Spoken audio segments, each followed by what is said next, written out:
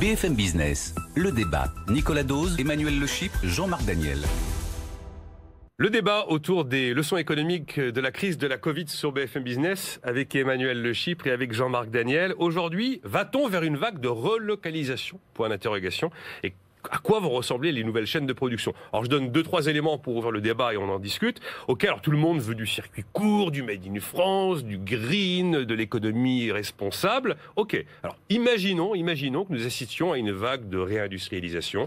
Il faut bien admettre que ça suppose que collectivement, nous acceptons de payer ce que nous allons consommer plus cher, car ce qui sera produit sur le sol français sera plus cher que ce qui est produit aujourd'hui dans des pays émergents ou en Chine. Ça suppose aussi d'accepter de relocaliser une partie de la pollution qui est provoquée par l'industrie. J'avais un jour évoqué le fait que la santé et les médicaments, c'est très bien, mais c'est de la chimie. Et la chimie, ça pollue.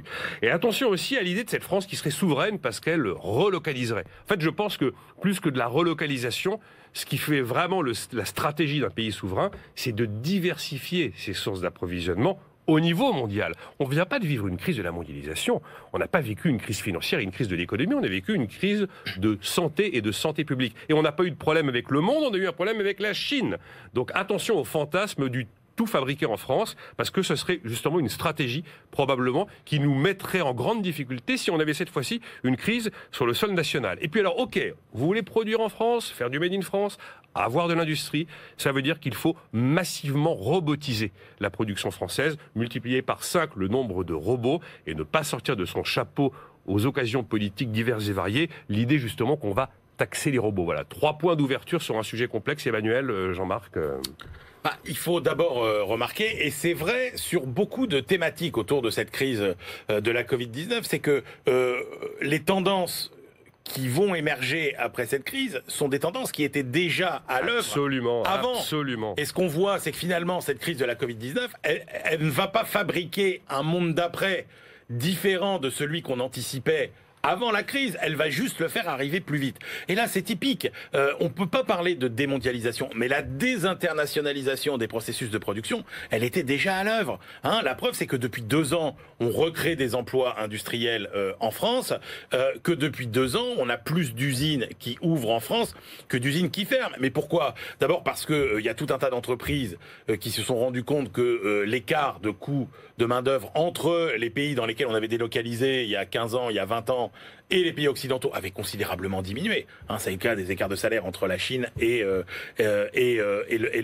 l'Occident. Il y a eu ensuite beaucoup d'entreprises qui ont découvert quand même les inconvénients de la distance, le coût en matière de logistique, de perte de réactivité, d'avoir des entreprises qui fabriquent très loin, avec une qualité parfois médiocre. C'est très compliqué. On s'est aperçu qu'il y avait aussi des problèmes de propriété intellectuelle, et que beaucoup d'entreprises veulent avoir un meilleur contrôle de leur production. Et puis vous avez cette révolution digitale, cette économie de la solution où vous combinez les biens et les services, et qui est une économie de la réactivité et de la personnalisation, qui fait qu'il faut un rapprochement entre les lieux de production et les lieux de distribution et de consommation. Tout ça, c'était des tendances qui étaient déjà à l'œuvre. Absolument, et donc, ouais. Effectivement, cette crise de la Covid va accélérer les processus. C'est pas nouveau qu'on se rende compte, par exemple, que le monosourcing, c'est-à-dire la dépendance vis-à-vis d'une seule source d'approvisionnement, est problématique. C'est ça, ça a été ça. Fukushima, on s'est aperçu qu'il y avait une usine de composants automobiles. Et ça a tout bloqué. Ça a tout bloqué. Les inondations en Thaïlande en 2011 ont paralysé aussi les usines informatiques du monde entier. Donc il y avait déjà cette conscience-là. Donc tout ça va s'accélérer. Après, oui, effectivement, vous l'avez dit, ça va coûter cher de fabriquer français. Le meilleur exemple, c'est quand même ces fameux masques. Qu'est-ce qui s'est passé? On n'avait plus les masques pas chers qui venaient de Chine. On a fait fabriquer des masques en France à un prix très élevé.